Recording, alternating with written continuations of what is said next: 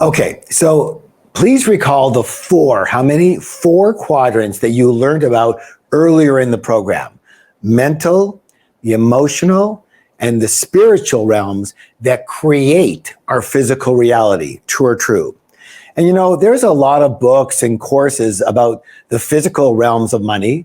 There's some on the spiritual side and even the mental side, but there's hardly anything on money and emotions.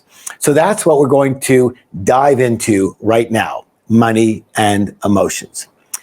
And from my past experience with literally hundreds of thousands of students, I can tell you without a doubt that this section can easily change your life for the better, much better, good or good. I have a question for you. If your relationship with another person was full of anger, would that affect your relationship? Of course it would. If your relationship with another person was full of fear, would that affect your relationship? Of course it would. If your relationship with another person was full of guilt, would that affect your relationship? Of course it would. We, all of us, have a relationship with money. So in the same way, how many of you believe that if your relationship with money was full of anger or fear or guilt or shame or sadness, it would have a negative effect on your results with money? I would agree. All right, so remember the process of manifestation. We learned that earlier too. Your thoughts lead to what? Your feelings, which lead to what? Your actions, and all of that leads to your results. True or true?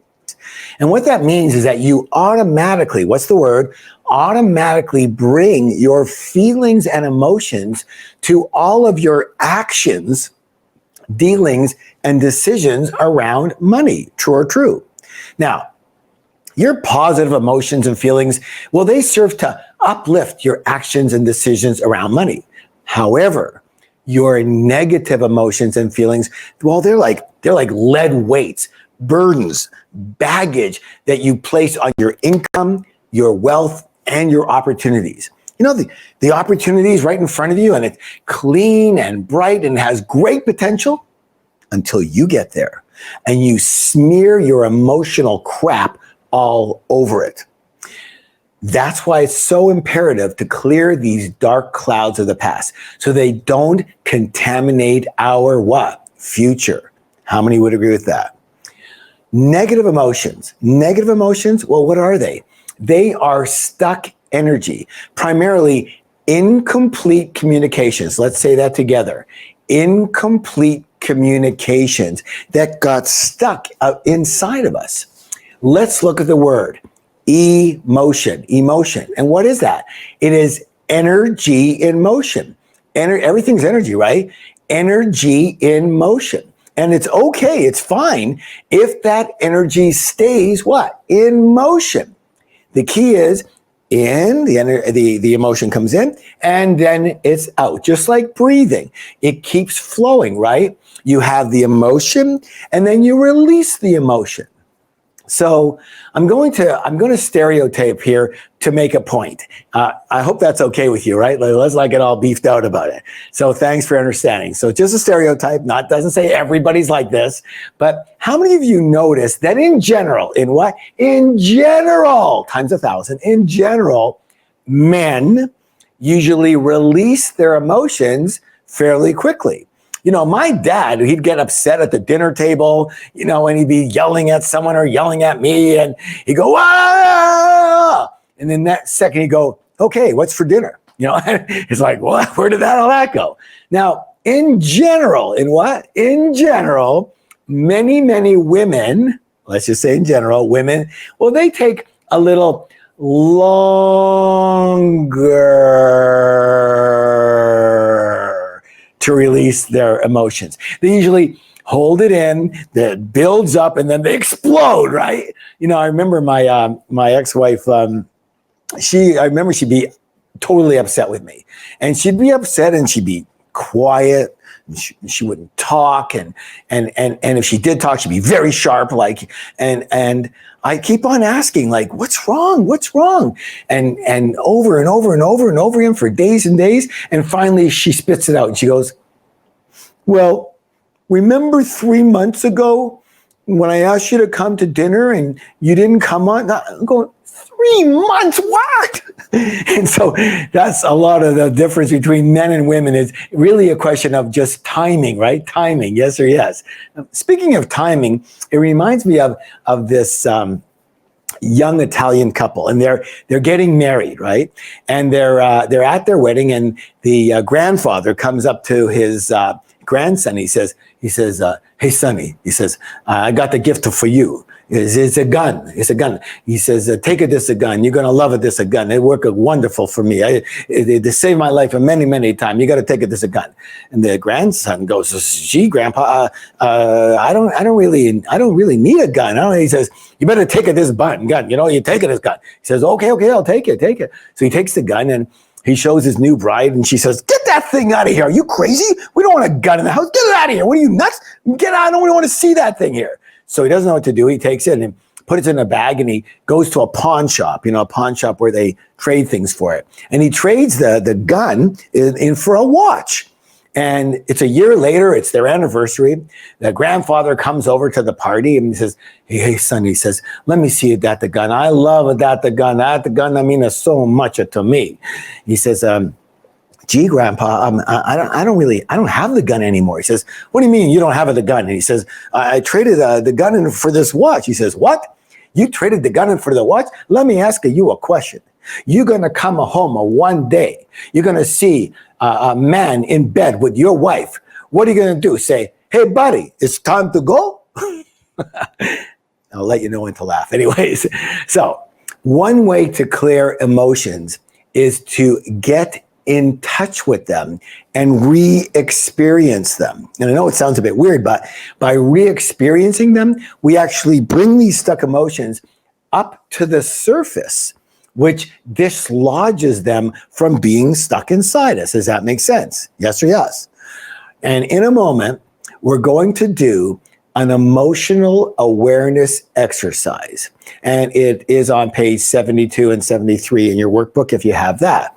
And I'm going to ask you not to start yet. Don't start at all. But I want to give you some instructions first. Is that okay? Okay.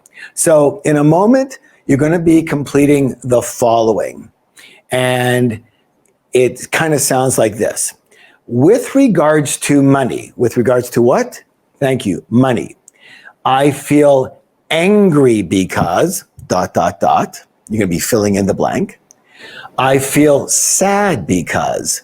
I feel afraid that. I feel ashamed or embarrassed about. I feel guilty because. I feel sorry because. Again, please don't start yet. Now, you could feel this emotion in regards to yourself, a specific person or group of people, or to a specific situation. And when you complete these phrases, I want you to write in complete sentences. And you might have several answers for each of these emotions. But what's important here is that you go deep and you attempt to find the buried memories that are stuck inside of you. And I want you to also allow yourself to actually and currently feel this emotion. It's okay. Money and emotions is a very, very touchy subject.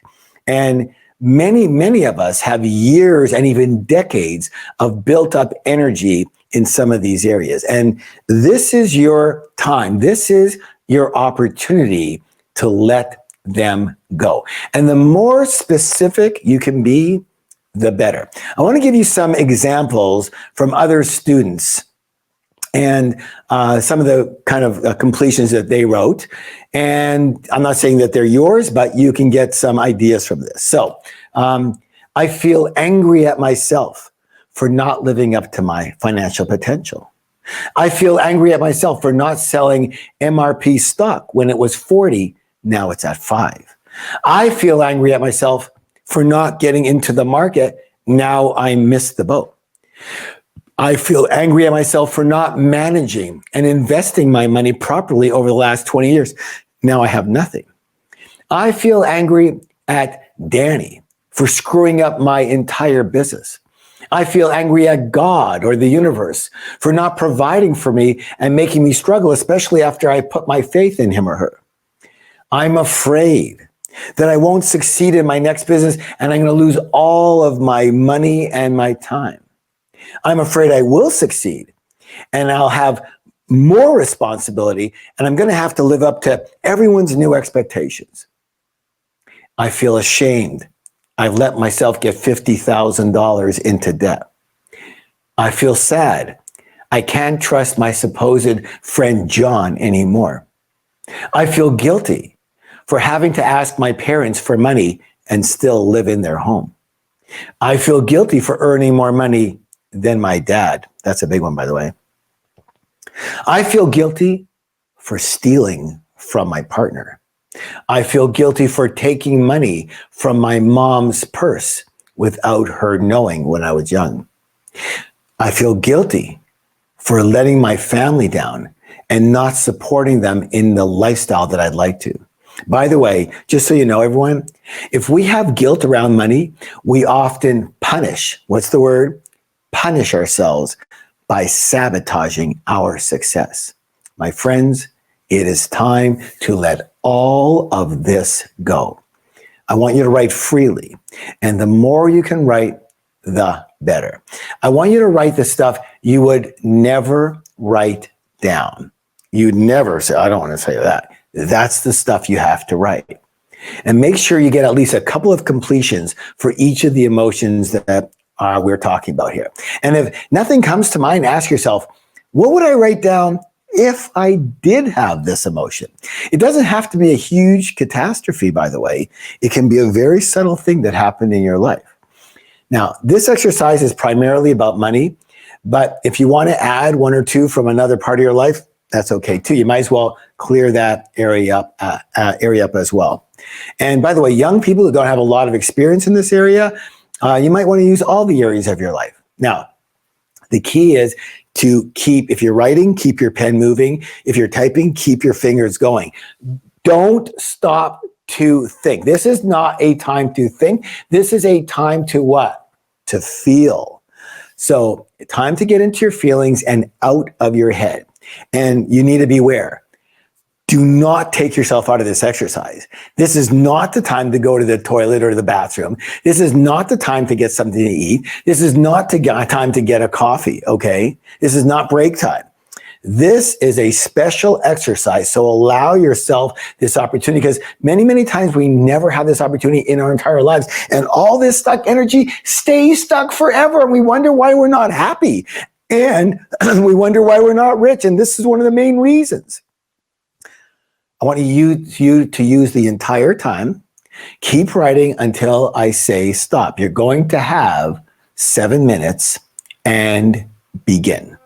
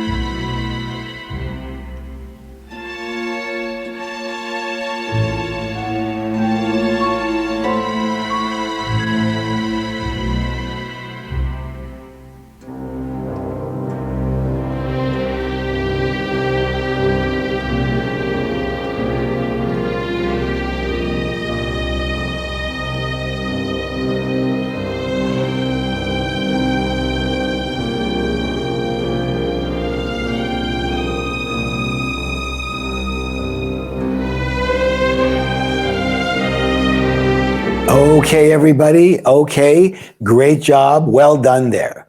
Now, the key to clearing is expressing and experiencing. And the next stage is to express vocally. Remember, the idea is to get this stuck energy out of us. So we are writing things down, and that's a start. It's physical movements, physically getting it out of us. But next, we express it vocally. Okay, so I want you to all share. You're all going to share in a moment 3 of the completions that you wrote. So you're just going to go down your list. You're going to pick 3 that had the biggest charge for you, or the biggest, if you feel like the biggest emotion around it. So choose your 3 that you're going to share. All right. And you're not going to share it with each other necessarily, unless you have somebody with you that you're doing the course with, and you can share with them. But since we're primarily virtual, I would like each of you to share the 3 things you wrote down with me, as if I'm your partner. And again, if you have someone there you want to share with, you can do that. And again, it's about expressing the energy. So it's very important to feel the feeling when you are sharing. So you don't just say like, if it's an anger thing, I want you to feel angry. If it's a sad thing, I want you to feel sad. It doesn't do any good to go, I feel angry at myself for messing up my finances for the last 25 years. And what does that do? That's just a bunch of words. It's nothing. It would be, I feel angry at myself for blowing it, for messing up my financing for the last 25 years. Blew it. So if you're angry, feel the anger, because it's all about the energy and getting that energy, in this case, that anger energy or the sad energy or the guilt, getting that into motion by bringing it up. Is this making sense? You may consider standing. When we're doing this live, everybody stands, okay? So it's very important so you can feel that and be part of it. So again, you're going to be standing up, hopefully, and you're going to out loud read, or at least articulate, express 3 of your completions as if I'm your partner and I'm right there with you. Are you ready? Are you ready? By the way, everything is confidential here. What's said is said in this room stays in this room. All right? So please stand up. You choose 3 of them, and out loud, you share with me, and go.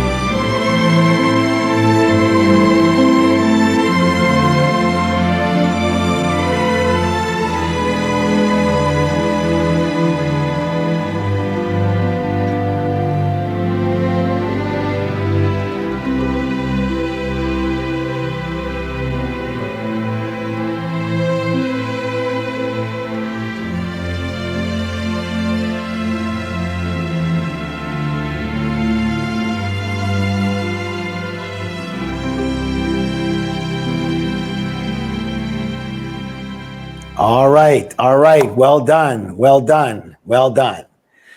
So now what I'd like is for a few of you who are courageous, to be willing to share with us, with the whole virtual group here, the whole virtual classroom that we have.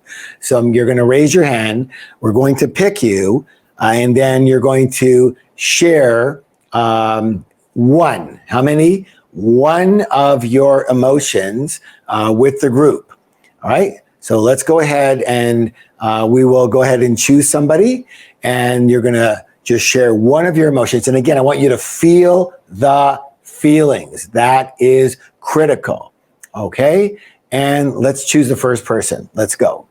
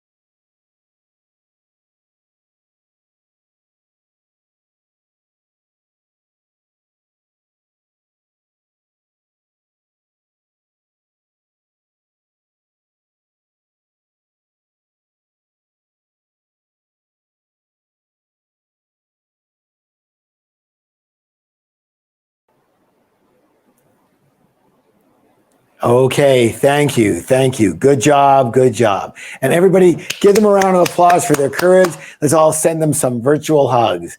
Very nicely done, very nicely done. All right, I'm very, very proud of you. You did really, really well at that. All right, moving on here. So this is critical. So I need you to pay full attention to this. Are you ready? Here we go. Of all of the emotions, in my humble experience, the most debilitating is the emotion of anger. Anger. This anger often runs our life, and it usually what? Ruins our life. You know, when I was 9 years old, I was living in Toronto, Canada. And that's where I grew up, and that's where my family is from. And we went to New York for some type of event. I'm not sure if it was a wedding or what it was, because I was a bit young and I wasn't exactly sure. But I hooked up. I remember meeting up with a cousin that I had there, and he had this incredible coin collection.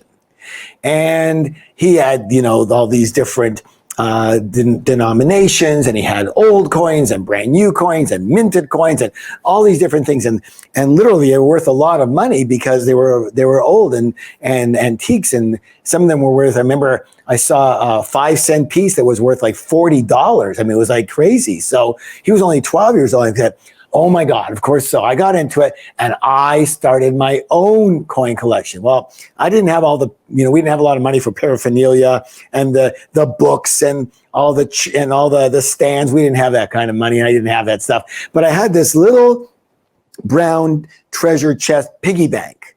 And I would put all the money in there, and whenever I picked up some coin that looks like it might be old or something worthwhile, I would put it in there. And I was really into it, and I would play with it every day. And when I came home from school, I would, you know, trade coins with other kids who wanted a shiny penny or a shiny nickel or dime, and they would give me their old stuff, and I'd come home, and this little piggy bank, this little treasure chest, I kept it underneath the sink in our kitchen. And it was always there. I never moved it. And when I played with it, I would pull it out from under the sink, sit on the floor, and play with it and put stuff in and pile them up and pretend that one was worth a lot more money than it was. But I was having a good time with it. So one day I come home from school, and I've got a few shiny pennies to put in there, cents, and I open up the drawer and I go to get my piggy bank and it's not there. And I'm going, what? I mean, I never move this, right? There's the soap and there's the brushes and there's my piggy bank all the time. And so I start, running around. I said, Mom, do you know where my piggy bank is? No, I haven't seen it. And I start looking through every corner of the house, upstairs, downstairs, every cupboard, every drawer, every place. And you know what? I found it. I found my money. It was actually in a baggie. It was in a baggie in my dad's night table drawer in his bed, in the bedroom. And I'm thinking, oh my God, he stole my money. So, I am just waiting for him to come home, right? And I'm pacing back and forth. Oh, when he gets home, I'm going to give it to him. How could he do this to me? He stole my money. I thought he loved me. And literally, I'm working myself up like crazy for like 2 hours. Finally, I hear the door open. I hear him come in and I run up to him and I go, you thief, you robber, you stole my money. What's the matter with you? You're a big person. You have lots of money. Why do you have to steal mine? You're a robber. You stole it. I hate you. And he goes, that was my money. And he slaps. He says, get out of my way and go to your room. So, I'm like freaked out. I run to my bed and I throw my head into the pillow and I'm banging my head against the bed. You know what it is. The hands are going, I hate him. I hate him. I hate him. Anyways, so I try to get over it the best I can. The next morning, my mother kind of like shows me the cupboard and because she heard what was going on. And I look inside and there's my money back in my piggy bank and in the perfect place where it's supposed to be. And I figured that it was all replaced because he felt guilty because I caught him, right? And so I became extremely angry. What's the word? Angry with who? My dad.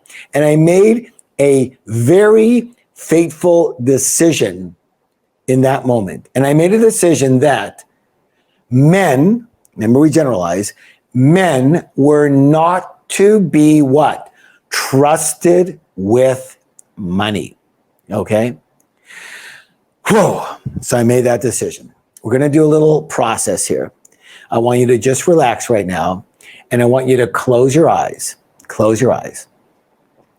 And take a nice deep breath in and out. Just relax. And again, in and out.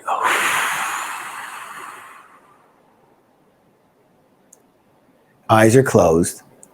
And I want you to search your past for an emotional incident that resulted in your getting angry about something that concerned money and at least one other person. And if a parent is involved, then that would be excellent. And it could be the same as a previous incident you've been working on in this course, or it could be different. And if it's not from early childhood, then at least the earliest incident that you can remember, and even recent if necessary. By the way, if you can't come up with an incident about money, then just choose any incident that made you seriously upset and angry with another person. Okay? So close your eyes and come up with that incident right now. Right? You know what that is. Seriously angry with another person around the topic of money in some way, shape, or form. Okay. Please open your eyes. And now I want you to write or type, okay? And I want you to describe the incident from your perspective at the time. So describe what happened. Describe the entire incident from your perspective at the time. You're going to have 2 minutes and begin.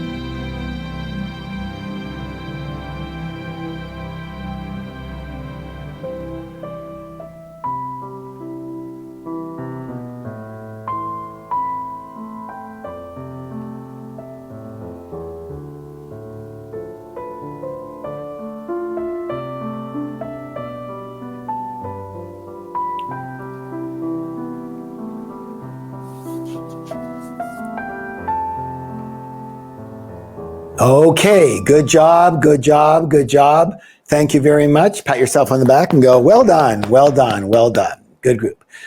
Take a nice deep breath, everyone. Let it out. Okay, so who'd be willing to share with the group what you wrote about your incident? Okay, very, very important. Who'd be willing to share? Go ahead and raise your hand and let's choose someone.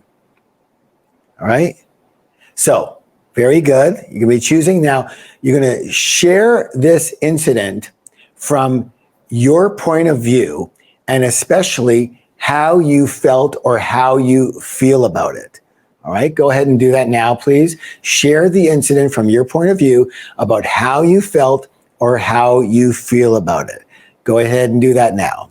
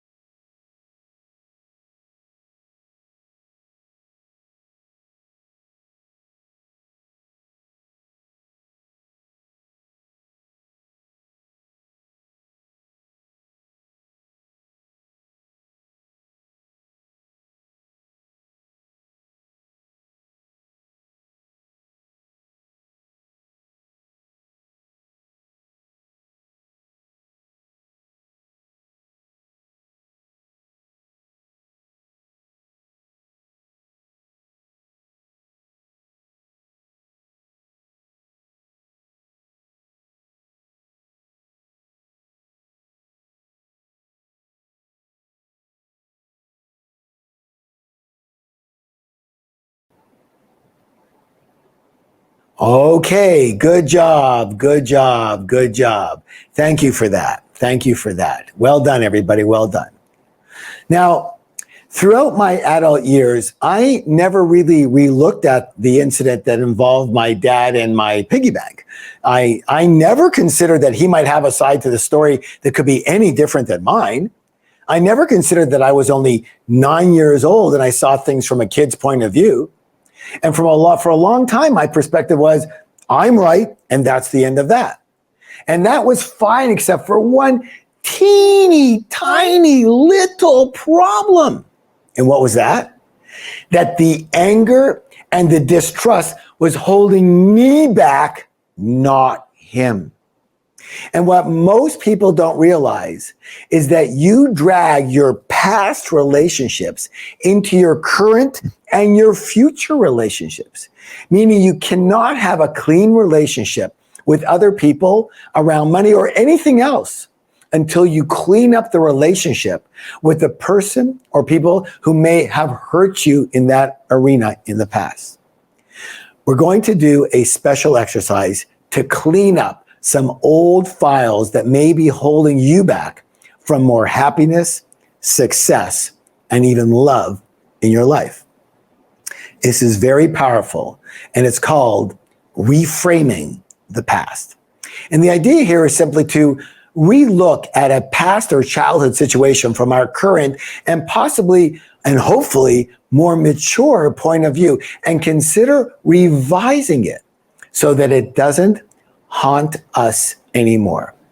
You know, I once saw an excellent demonstration at a forum seminar. Let me just show you this. What color is this? What color is that? I want you to write the color down in your chat. Let me see. Go ahead. What color is it? Write it down. Come on. Very good. I see white and white and white. Good, good. Keep going. White. Good, good. Fine, except for one thing. White? How are you seeing white? I don't understand. Where are you seeing white? What color is this? What color is this? It's not white, it's black. Anybody can see that. Anybody can see that, right?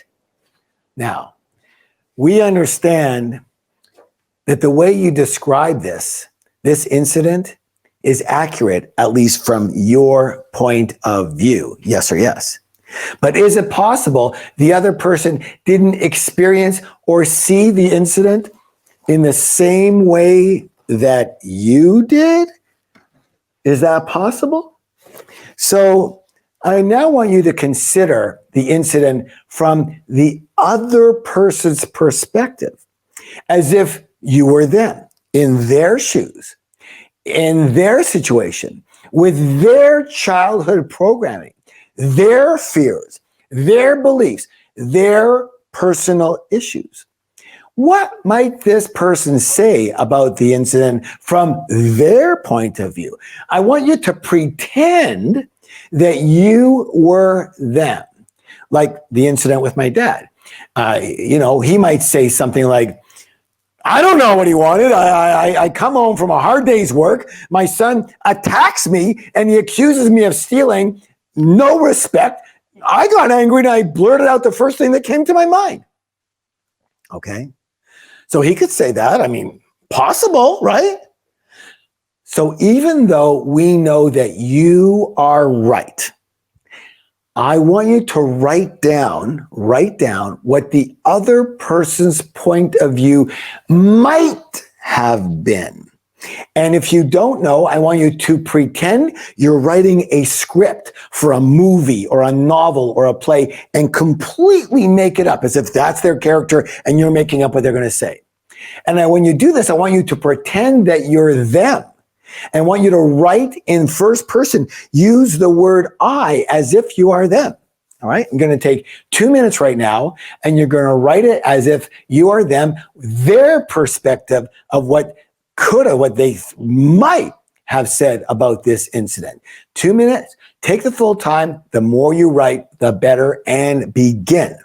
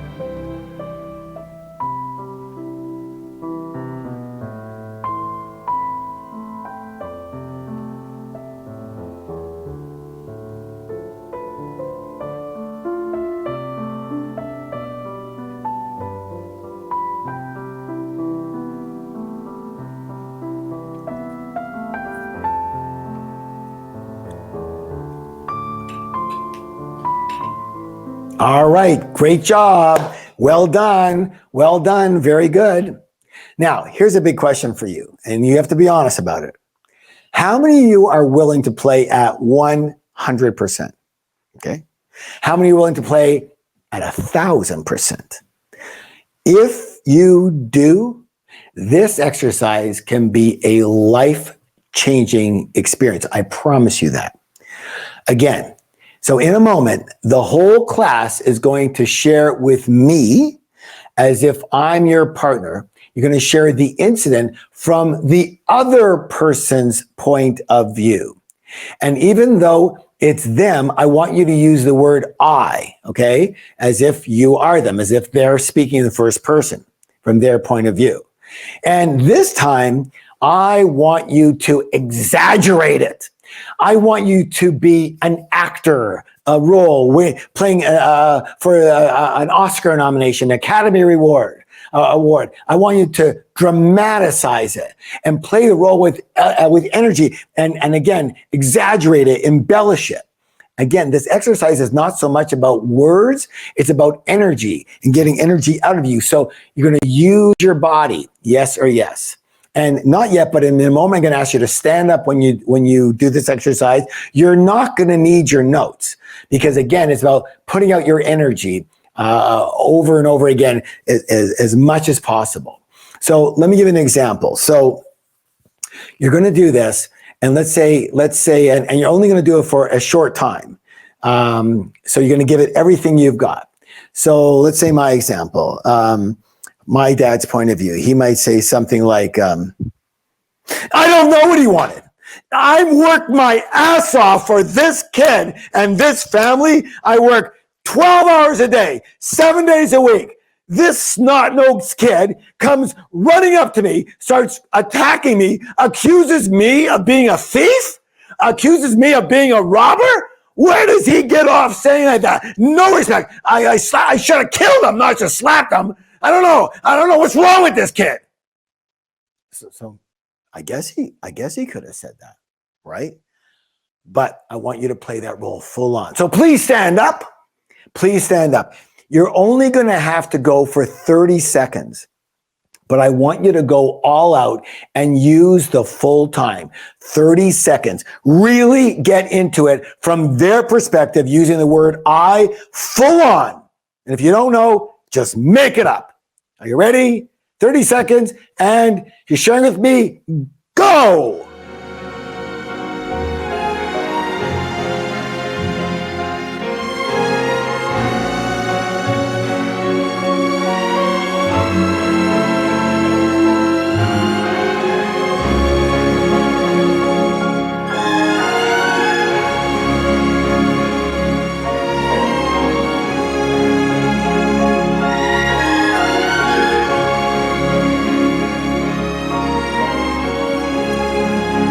Great job, great job, great job, everybody. Well done, well done, well done, well done. Proud of you. Very good, very good.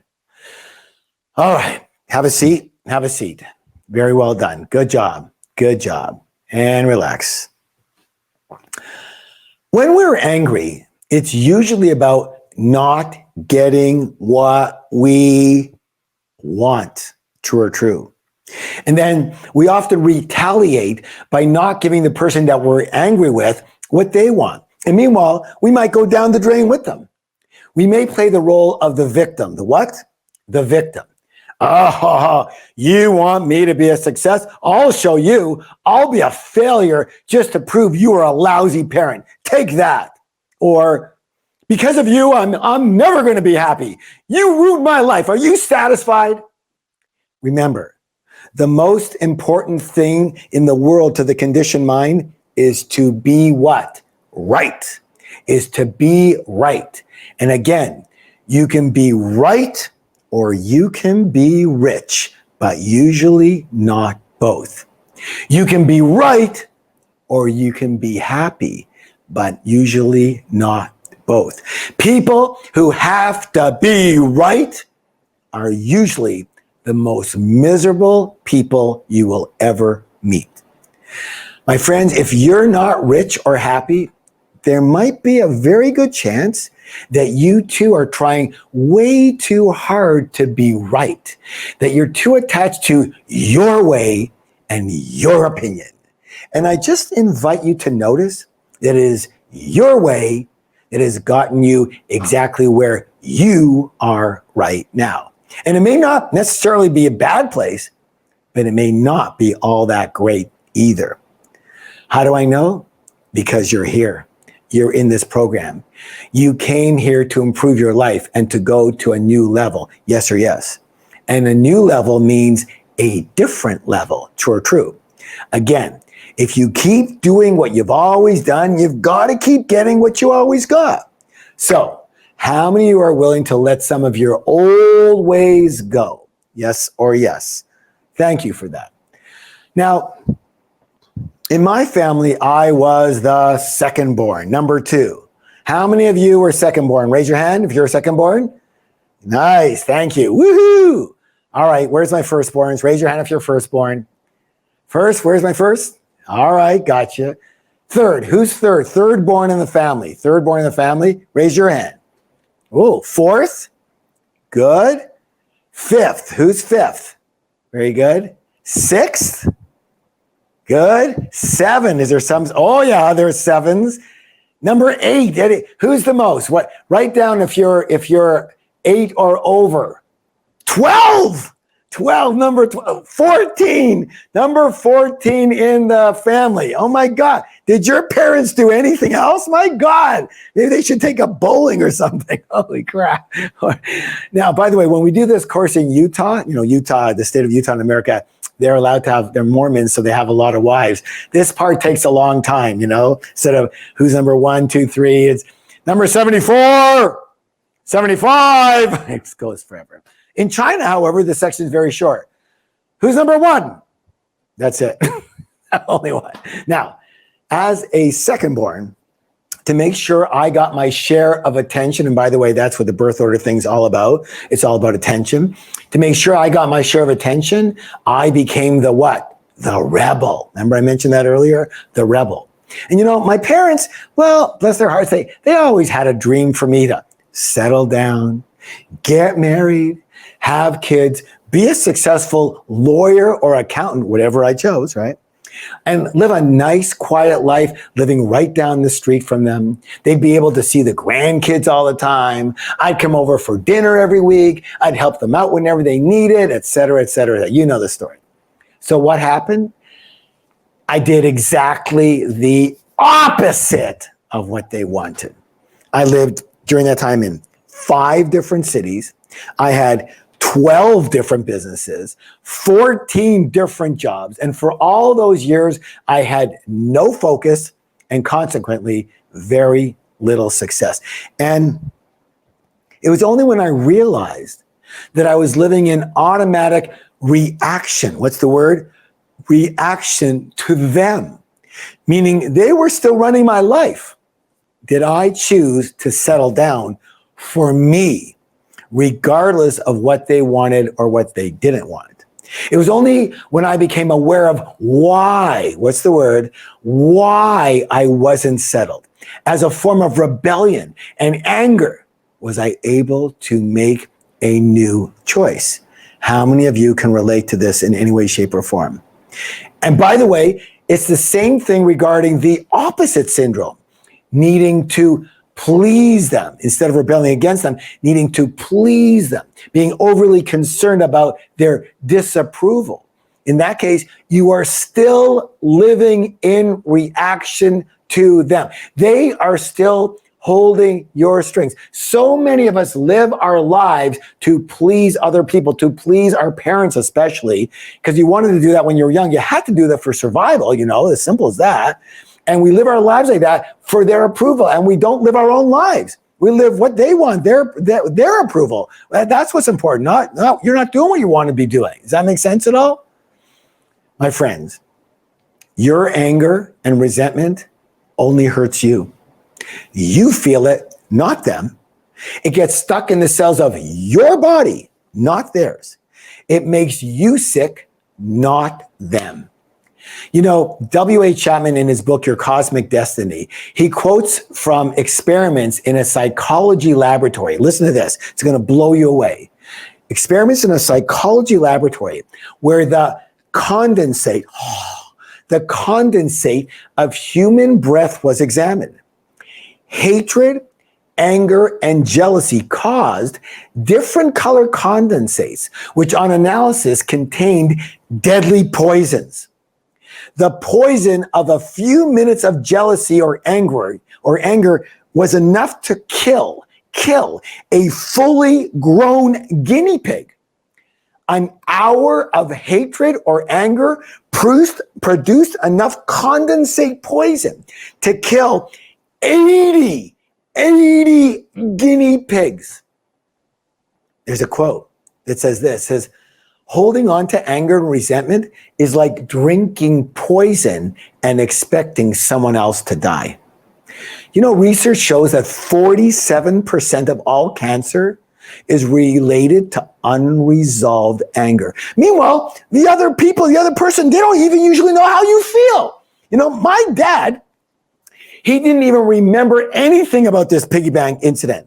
When I discussed it with him in my late 40s, he barely had any recollection. I remember we were at the dinner table, we were talking about something. I said, yeah, like that time you stole my piggy bank. And he goes, what? I said, remember when I was a kid and you stole my piggy bank, the brown treasure chest that I had all my coins in it, you stole my piggy bank, remember that? He goes, what are you talking about? And he goes, I say, remember my brown piggy bank, you took it and I found it in a baggie and oh yeah. I go, yeah, of course, sure, now you remember, right? Of course, right? Then all I remember was something about, oh yeah, now I remember, it was a Tuesday, right? Oh, what? He said, yeah, the Tuesday, he remember something about the Tuesday card game. He used to play cards on Tuesday nights with his friends and in the den beside his bedroom.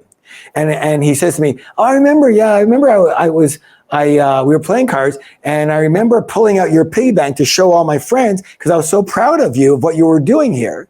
And I wanted to show them all. And then mom came into the room with a big tray of snacks. And so I remember quickly scraping off all your coins so they wouldn't get mixed up with the money we're playing cards with. And I just put them into a little plastic bag because that's what all was there. And I threw it in my drawer. So, and I just forgot to put it back. Is that what you're talking about? What? 30 freaking years of anger, upset, and distrust because he forgot to put it back. He was trying to save my coin. He was proud of me. So for him, it was nothing. But for me, it was ruining my life. And at the time, we simply both overreacted in order to be what? Right. My friends, all healing is a release from the past. And to become fully successful, happy, and free, we must let our old angers go. So part one was to reframe at least one anger file and put it into a new perspective. But part two is even more powerful, and that is to actually forgive those people. Even if they were wrong, even if they're still wrong, even if they're still jerks. It's hard to believe, but listen closely. Everyone always does the best they can at the time. Repeat that with me, please. Everyone always does the best they can at the time. And that includes you, and that includes me. It's everyone. True or true? Very important exercise coming up here. We're going to do a little process. I want you to make sure you're seated comfortably. Just relax. And close your eyes. And sit in an open position. Uncross your legs, uncross your arms, and put your hands palms up on your lap. And I want you to inhale, nice and easy, and exhale. Just relax. And once again, inhale and exhale.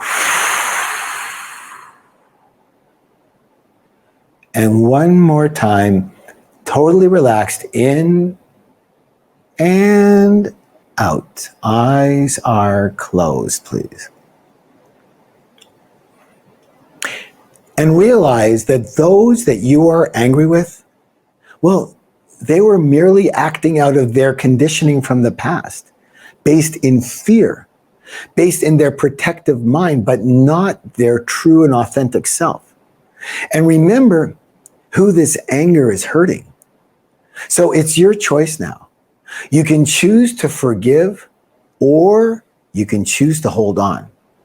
You can choose to be right, or you can choose to be rich and happy and healthy. Decide now. Do you still need to be right about this? Or can you consciously make the choice to just let it go now? If you still want to hold on and continue to eat the poison and block your precious energy, that's okay. You are allowed to make that choice. But at least now you know the difference. Now you know that it's not the event, the situation that occurred that has you anymore. It is your story, your perspective, your view about the event, and your choice to keep your story alive that's got you. And from now on, whenever you remember or tell the story, you must also add that this is my story and I'm choosing to keep it alive so I can be right about it. And don't forget to embellish the story and your pain so you can be even more right and a better victim so you can get attention. Or again, you can consciously right now, choose to come from your higher self and be a bigger person and forgive and move on with your wonderful life. Remembering that punishing them any longer only hurts you. So you don't necessarily forget, but you do necessarily forgive. You forgive them for you. Because when you release them from their deed, you automatically release yourself from the anger and negative emotion and energy around that deed. And so whether the person you've been angry with is alive or they've passed away, I want you to imagine this person sitting on a chair in front of you, facing you right now. And picture them listening to you with undivided attention. They're totally locked into you. And picture and hear yourself telling them how much they hurt you. And now see and hear them apologize for hurting you, saying, I made such a big mistake. And I would have never done what I did had I known it would cause you so much pain. And now see and feel their sincere remorse and hear them say, I'm so sorry. I did the best I could, and I know it wasn't very good. I never wanted to hurt you. I acted out of reaction to my own stuff. And now hear them say, please forgive me. And they'll see them reach out to you. In your minds, I see them reach out to you. My friends, it's been far too long, too much hurt, too much pain. And the time has now come to let your negative energy go now. And so for your own sake, your sake, tell them you forgive them, or at least are willing to let it go now. Realizing again that everyone, including you and me, only does the best they can at the time. I want you to completely relax and feel the anger just leaving you now. Take a nice deep breath in and a big exhale out. Let go of everything.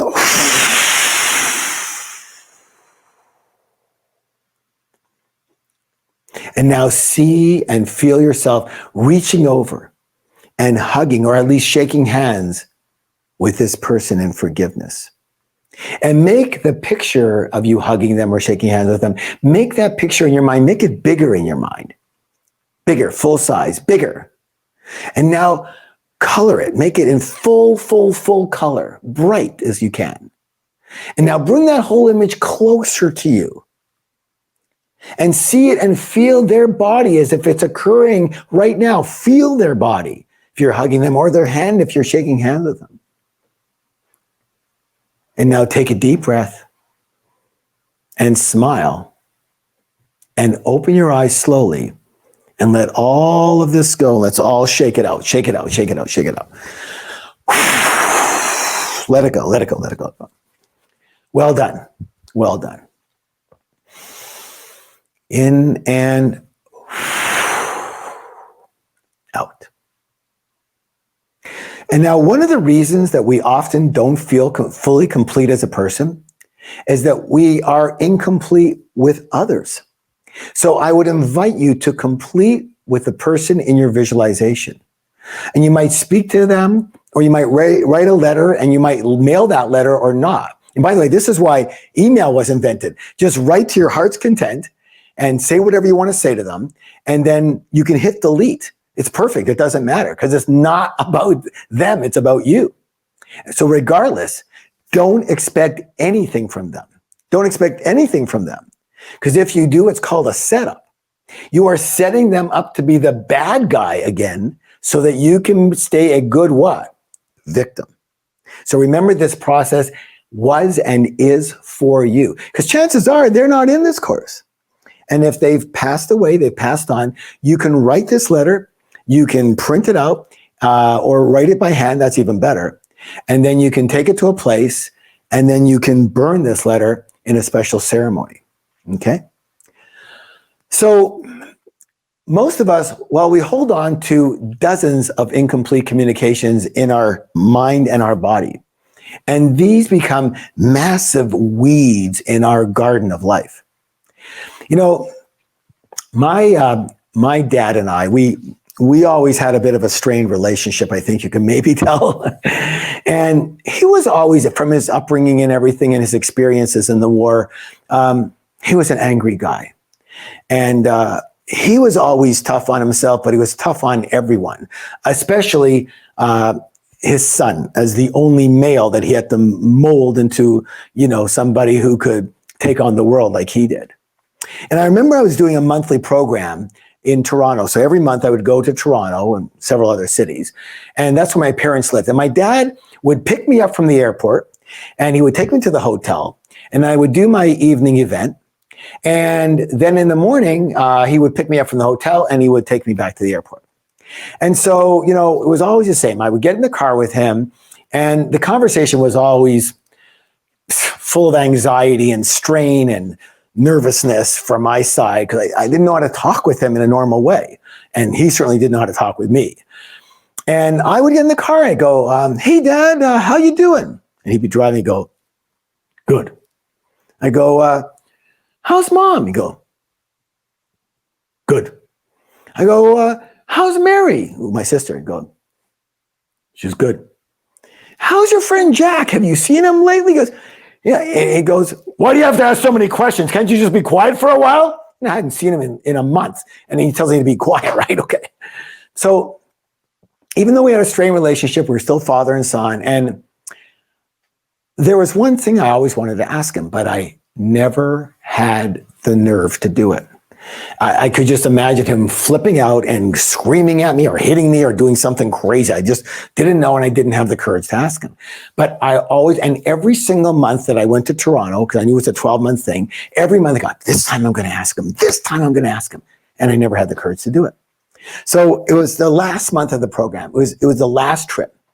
And he picked me up from the airport. Okay, I'm going to ask him this time. And so it was on the way to the hotel, and I go, hey, Dad, can I ask you a question? And I guess he was upset about something. He goes, not now. Okay. And my heart just sank, right? And that, I remember that entire night when I was teaching, that's all I could think about. That you don't have the courage. You're not willing to, you're not even a warrior yourself. How could you teach this stuff? How could you not ask him the one question your whole life you wanted to ask him? And how could you not? Come on. And so I just said, you know what? I give up. It's not meant to be. You know, I was going to ask him. He shot me down again. Forget about it. And so I decided I would give up on it. So he picks me up in the morning. I said, forget it. I don't care. I'm not going to ask him. Who cares? Forget it. I'll live. Okay. I've lived this long. I'm okay. I'm pretty happy. It's going to be okay. So I wasn't going to ask him. And all of a sudden, the song comes on a radio. And I'm listening to the words to this song. And this song, by the way, was called The Living Years. And it was about this man and his relationship with his father. And I'm almost, crying into this song. And I'm thinking about myself and my dad and this crappy relationship. And I take a deep breath and I said, Dad. And he goes, what? I said, Dad, how come in my whole life you have never once, I'm so nervous saying this, right? Because I think he's going to slug me or I don't know what he's going to do. I go, how come you have never once said to me, I love you? And I've got my arm ready to block whatever freak out he does. And I don't hear anything. I don't see anything. And I look over and he's in shock. And he says, what do you mean? What do you mean? Why do I have to say it? Don't you know? Don't you know you've always been the most important thing to me in my whole world? Don't you know you're the most, I love you. I love you more than everything in the world. I love you more than my own life. I would do anything for you. I would give up my life for you in a second. Don't you? You are our lucky baby. Don't you know that I love you? And I'm thinking, no.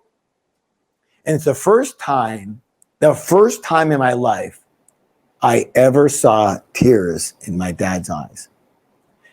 He's crying. I'm crying. He's crying. I'm crying. He's wiping off his tears and everything, so I don't see him and everything. His chin is quivering. And we get to the airport, and he was not a huge guy, but he was always strong and stronger than what he really was in his mind and everything. And he'd go out and he'd grab the suitcases and all the, since it was the last event of that course, he'd grab all the amplifiers and the speakers and the microphones and by himself, and somebody would try to come and help him. A bell he says, get away from me. And finally puts everything down. He's dripping wet. And I'm going to say goodbye to him. And, I'd seen him every month for 12 months, but sometimes I didn't see him for a year before that. And so I knew it wasn't going to be for quite a while. And so we're on the side of the car and I give him a hug. And I said to him, Dad, I love you. Oh, Dad, I love you. And finally he mumbles, no, I love you too. I love you. I love you. I love you. I love you. And he mumbles it. But it was good enough for me. I can tell you that. Because I tell you, I felt like 1,000 pounds or kilos or whatever was lifted from my shoulders in that moment. And I was so happy because I finally cleared this, because shortly after that day, my dad passed away. And I learned one of the most important lessons of my life. And the lesson is simply this: say it while you can. Say what you need to say while you can say it. Clear any incompletions while you still can. Tell people how you feel so that they and you really get it. Whether it's, I'm angry at you, or I forgive you, or I truly appreciate you, or I love you. Say it while you can. So we're going to do a little exercise around this. And you're going to write down who you want to speak to complete with something or say something to, and what you want to say to them. And you could do several people, and you could do several messages. So again, who do you want to or need to say something to?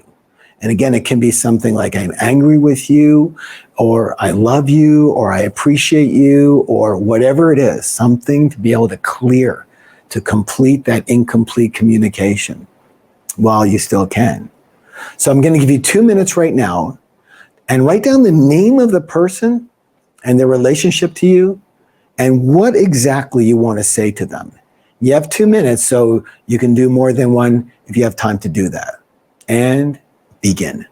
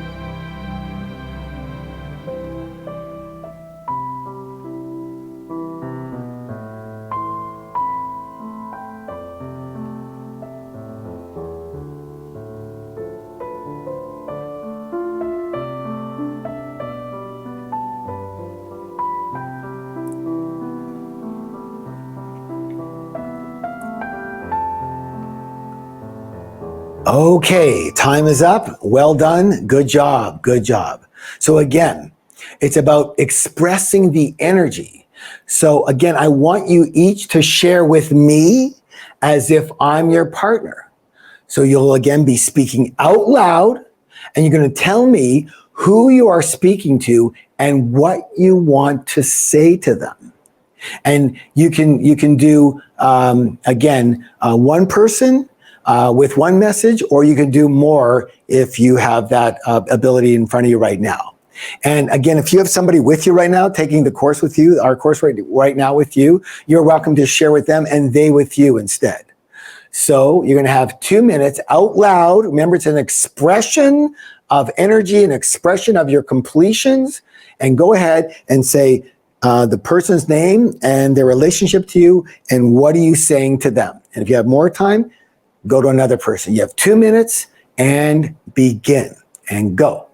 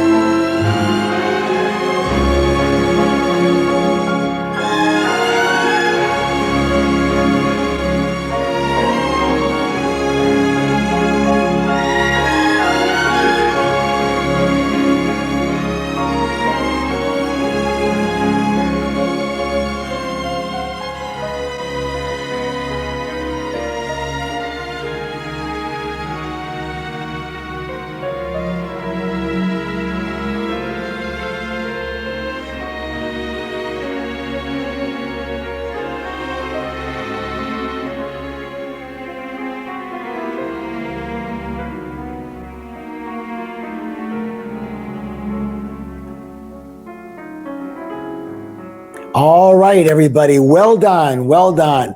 Pat yourself on the back and say, good job. Good job. Okay, so, it's really wonderful when other people in the class share with all of us so we can all relate to it a lot better. So who'd be willing and who has the courage to share with the class what you just wrote? One of them, just for one person. What did you write that you want to share with them and that completion? And go ahead and raise your hand, and you're going to tell us who you are speaking to, and you're going to say it to them. Don't say it in third party, what I would say to them. No. You say it straightly to them, direct. So this is to my mother. And to my mother, I want to say, blah, blah, blah, or this is to my sister, or this is to my, the guy who I was in business with, who didn't work out. This is what I want to say, whatever it is, right? And say it. So who'd be willing to share? Who's first? All right, let's go ahead and pick somebody and begin with that.